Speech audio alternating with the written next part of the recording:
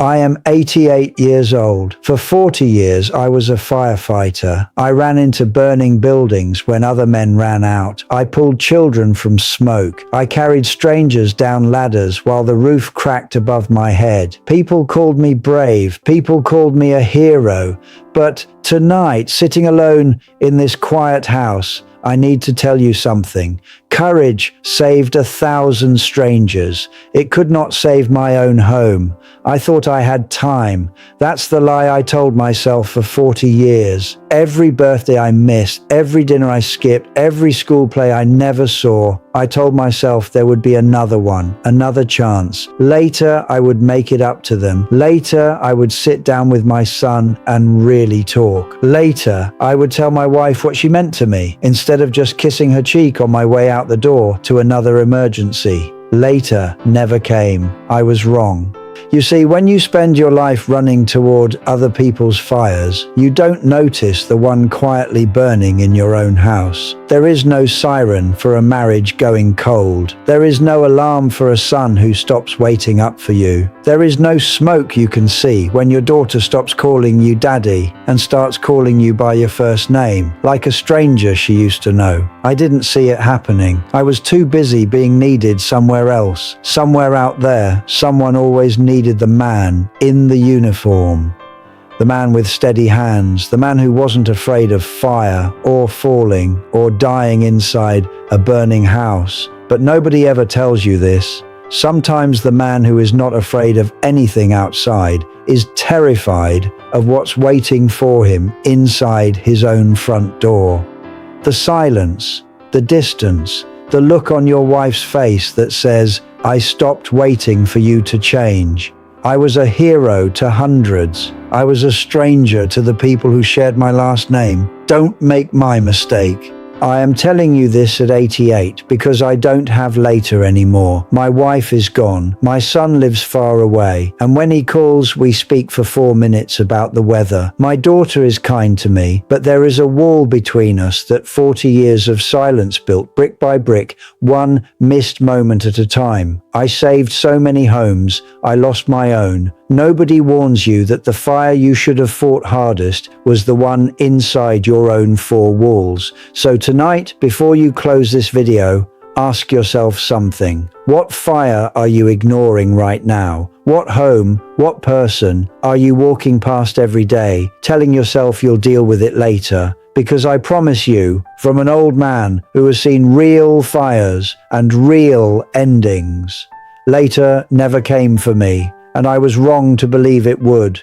There is more to this story. There is a night I still cannot forget, a call that changed everything, and a truth I only understood when it was far too late to fix it.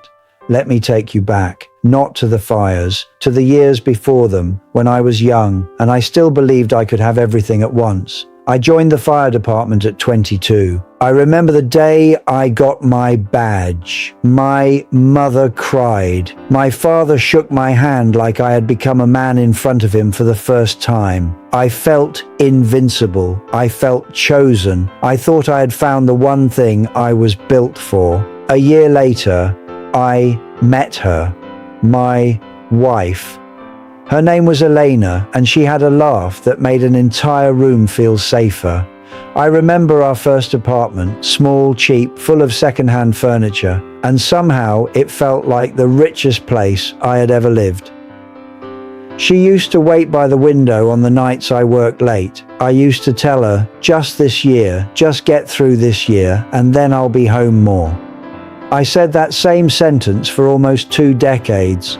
Our son was born when I was 26. I remember holding him in the hospital, so small, so fragile, and thinking, I will never let anything happen to you. I meant it with my whole chest. But somewhere along the way, protecting him became different from being there for him. I protected strangers' children while mine grew up mostly with his mother. Our daughter came 3 years later. I missed her first steps because I was on a night shift, pulling a family out of a collapsed staircase. When I got home, Elena told me, smiling through tired eyes, "She walked today." I nodded, exhausted, and said, "Tell me about it tomorrow." There was no tomorrow conversation. There rarely was. I want you to understand, I was not a bad man. I was not cruel. I came home and I hugged my children. I went to some of the games, some of the recitals, some of the birthdays. But some is a quiet kind of absence. It doesn't look like abandonment from the outside. It looks like a busy, dedicated, hard-working man. Inside, though, it was a slow leaving, one shift at a time. There is a specific kind of loneliness in loving your family from a distance while telling yourself you're doing it for them. I told myself the overtime was for their future. The missed dinners were for their safety, for the mortgage, for the shoes on their feet. And in some small way, that was true. But it was also true that the job gave me something home did not. A place where I was clearly needed, clearly good at something, clearly a hero. Home didn't applaud you for showing up. Home just expected you to. I chose the place that applauded me. Elena never screamed at me. She never threatened to leave. That almost would have been easier. Instead, she grew quieter every year. She stopped waiting by the window. She built a life that could run without me in it because it had to. And I told myself that meant she was strong, independent, fine.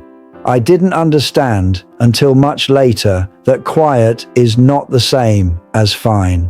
Underneath our life, underneath the promotions, the awards, the community respect, there were cracks forming that no one could see. Not even me. Especially not me. I was too busy saving houses to notice mine was already halfway to the ground. Then came the night that changed everything. I was 51. My son was 22, about to graduate college. Far away in another city. I had missed his graduation rehearsal for a shift.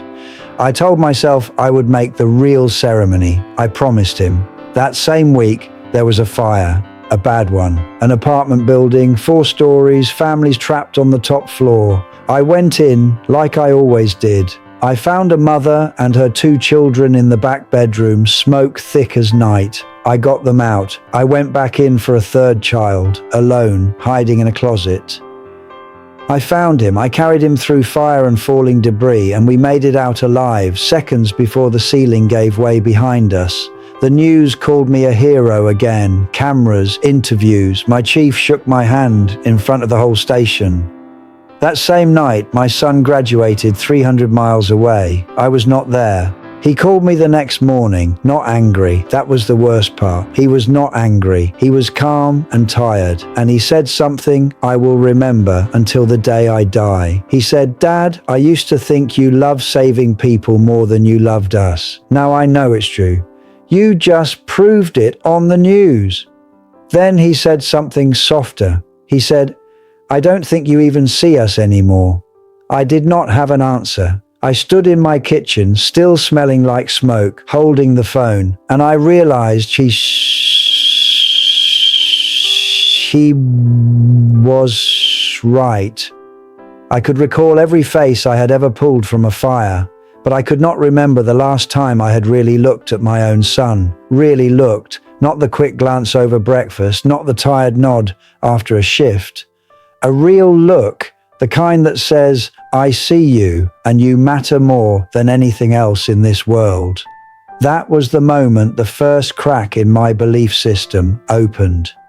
I had spent 30 years believing that being a good man meant running toward danger, meant saving strangers, meant being needed by the world. I believed that if I protected enough people, it would somehow balance out what I wasn't giving at home. I believed love could be proven through sacrifice at work, and the rest would simply take care of itself. I was wrong. 6 months later, Elena sat me down at the kitchen table. She did not raise her voice. She said quietly, "I have loved a good man for 30 years, but I have been lonely for almost as long." She did not ask for a divorce. She did not threaten to leave. She simply said, "I don't know how to keep waiting for a man who is already home." That sentence broke something in me that no fire ever had. For the first time in my life, I understood that courage was not the same as presence, that saving lives was not the same as living one with the people who needed me most, that being a hero to the world and being a stranger to your own family could happen in the very same lifetime to the very same man. I sat in that kitchen, 51 years old, and I finally saw the fire I had been ignoring for 3 decades. It was already burning through the walls of my own home. Here is the truth I learned too late, and I need you to hear it now while you still have time to use it. I believed that love meant sacrifice. I believed that if I worked hard enough, protected enough people, provided enough money, enough safety, enough security, that this was love, that this was enough. It is not enough. Love is not proven by what you sacrifice somewhere else. Love is proven by where you show up, not where you send money, not where you send good intentions. Where you show up in person with your full attention again and again, even when it is boring, even when nothing dramatic is happening, even when there is no fire to run into. I thought courage meant walking into burning buildings. I was wrong.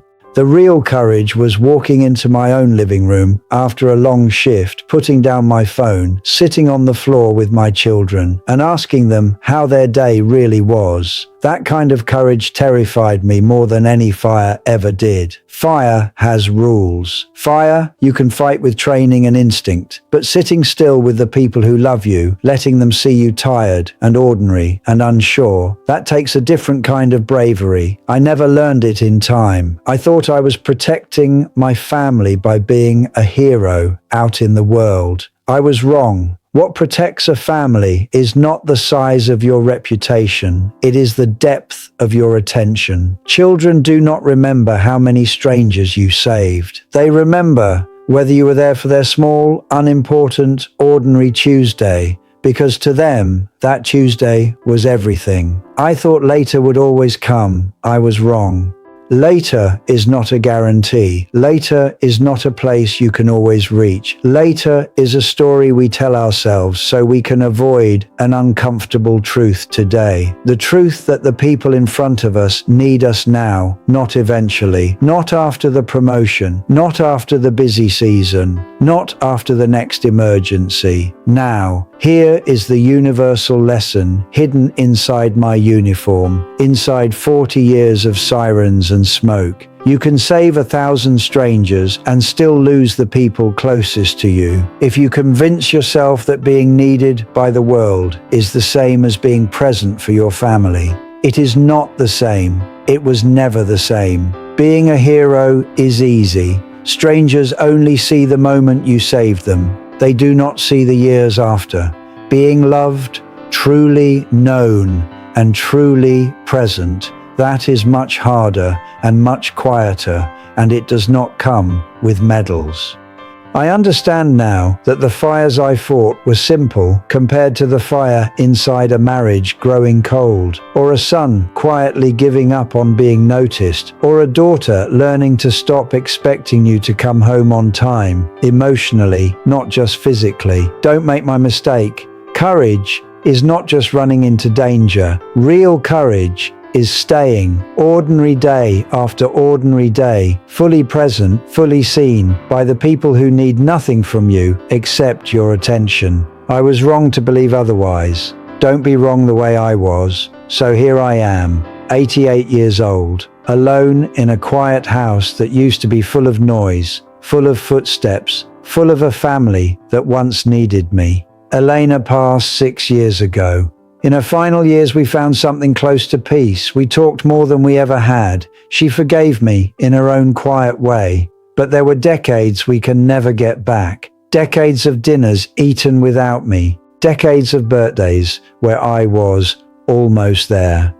I got to say sorry. I did not get to undo it. My son and I speak sometimes now. It is better than silence, but it is not what it could have been if I had shown up when it mattered. My daughter visits on holidays. She is kind to me. But there is still a careful distance between us, built over years. I was somewhere else. So let me speak to you directly now, whoever you are watching this. If you are working long hours and telling yourself it's just for now, listen to me. I said that for 30 years.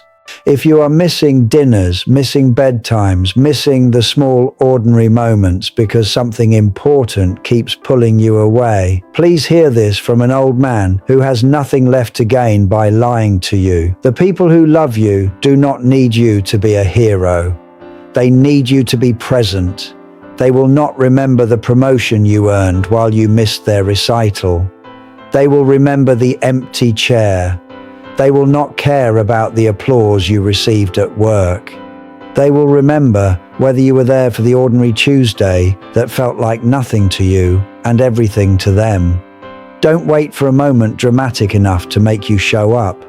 Don't wait for a diagnosis, a funeral, a phone call in the middle of the night to make you realize what mattered all along. By then, it is often too late. I thought I had time. I was wrong. Later never came. Don't make my mistake. If there is one person you have been putting off calling, call them today. If there is one apology you have been meaning to give it today. If there is a child, a parent, a partner waiting quietly, not asking, not demanding, just hoping, you will finally look up from your life and truly see them. Do it today, not next week, not after this project, not later. I saved so many people from fires that were not mine, but I let the most important fire in my life, the one inside my own home, burn quietly for 40 years until there was almost nothing left to save. You still have time. I did not know that once mine was gone, it was gone completely. So close this video and go find the person you have been too busy for. Tell them you see them. Tell them you're sorry if you need to.